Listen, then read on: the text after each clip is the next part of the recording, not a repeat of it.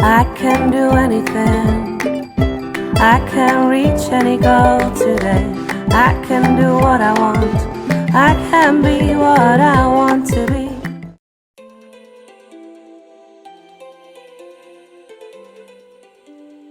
Hi guys, Katie Azevedo here from SchoolHabits.com. Today I'm going to give you some key strategies for learning how to keep track of your homework assignments and your life in general. Now, the first step to getting a good grade on an assignment is to, wait for it, do the assignment. Simple, right?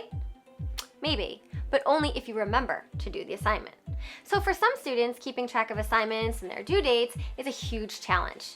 So here I'm going to explain how to keep track of assignments and projects and give you some tips for staying organized.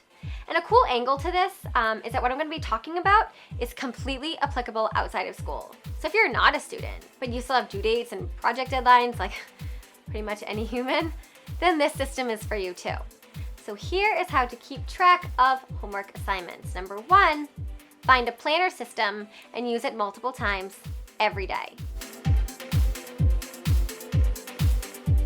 The key step for keeping track of homework, which I'll actually get to next, and number 2, is to write everything down. But before that happens, you need a place to write it all.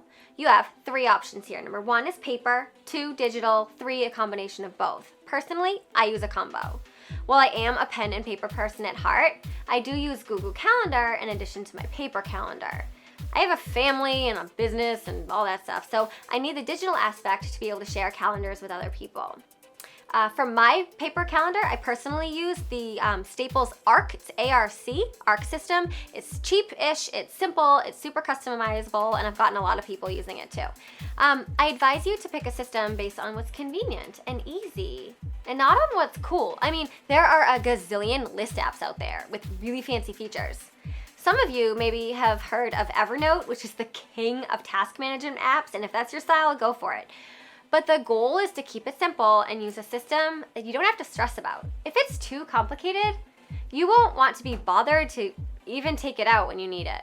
So whatever you pick, be sure it includes a monthly calendar and a daily calendar/agenda, and here's why. So a monthly calendar allows you to see at a glance what assignments and appointments are coming up over the next few days or weeks or months. It's key for long-term planning. While a daily calendar or agenda allows you to see and plan for what's coming up tomorrow and in the very near future, the next few days. Whether you go for a dated calendar or an undated one, the ones you have to write in the date yourself, is up to you. What size is up to you. I use the half-size one, the Staples ARC. It's like a half-size junior notebook. It fits in my pocketbook. And I use a full-size one too. I'll put pictures in the blog post that goes with this video. The cover and paper inside of your calendar is up to you. Whether you color code your entries, up to you. I do, obviously, color code my life, but make it something that you're excited to use while always keeping it simple. Now, it's important to use your system multiple times a day because the more you use it, the more you trust it. And the more you trust it, the more it's going to work. I have heard so many students say, I've tried using assignment notebook and calendar and it just doesn't work, I've given up. But when I ask them if they're really writing everything down, they're like, no. And so that's why. You've got to commit to your system. Use it multiple times every day. Get in the habit of checking it every morning or every night before you go to bed so you know what's on your agenda. That's just a good time management strategy in general, to know what's coming next. Number 2 is to write everything down. And the operative word here is absolutely everything. So I have a theory that I've lived by for the longest time. Our brains weren't made for storing information, but are instead made for creating and processing that information. But it turns out that I'm not a genius and I did not invent this theory like a billion other people did. But several scientific studies actually support the idea that to a degree, we have a maximum brain capacity. And if we use up, I'm simplifying this here, but you'll get the gist. If we use up all that capacity for storing information and trying to remember what's due and when and Joe's phone number and the name of the lady we met at the gym, there will be no brain energy left to think or to create or to process, which are some key verbs, right? So by writing things down, we get them out of our heads, which frees up space in our heads for us to be smarter and more creative. Now, if something comes up and you're not sure to write it down, you're like, does this go? Do it, just write it down. So here is what you should be keeping track of, because you might ask yourself, like, at some point, what am I writing, right? Daily homework assignments, short term. So project due dates, which are long term. Upcoming tests and quizzes. Books that have to be read by a certain point. Sometimes your teachers give you a deadline. Appointments, doctors, dentists, guidance counselors, coaches, so both in and outside of school. Things you're supposed to remember to do. So like talk to your math teacher on Wednesday, write that down. After school activities. Sports. So even if you have practice every day from 2:30 to 5, block out that time on your calendar. Weekend activities, job hours if you work during school, if you work in general. And here's another important tip. Write assignments down the moment, like the second they're assigned, and write appointments down the moment they're scheduled. Do not tell yourself that you're going to remember to write it down later. No one does. Plus, if you think about it, that defeats the purpose. You don't want to use your brain to remember. And if you don't have your paper agenda with you, which happens, and if something comes up, then set a reminder in your phone to write it down later. Or you can write the assignment down on a sticky note and put it somewhere you don't forget. You know, if I have left any sticky notes in Staples, because I'm pretty sure I've purchased them all. And then when you transfer the information, when you get home, you transfer the information into your calendar. Number 3, set up reminders. So let's say that you have a project due in a week. So you write down biology project due on your calendar on the date it's due next week. Sound good? No, because you don't want to end up checking your calendar on the project's due date and realizing, oh crap, it's due today. So the hack, here's a trick, for remembering to do the assignments you write down is this. Remind yourself along the way. So you can do this several ways depending on what system you're using. If you're using digital, like a phone, use the default reminder app. You know, Siri, remind me to whatever.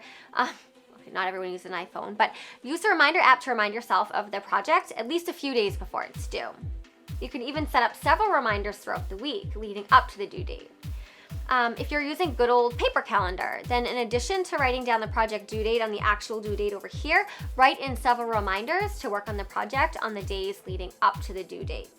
Now, a reminder system like this also helps you manage your time for long-term assignments because it's encouraging you to work a little bit each day towards the larger goal. As you're reminded of the approaching deadline, you're working toward it. Number 4, keep your planner and your calendar accurate and up to date. So your homework management system is only going to work if it's accurate.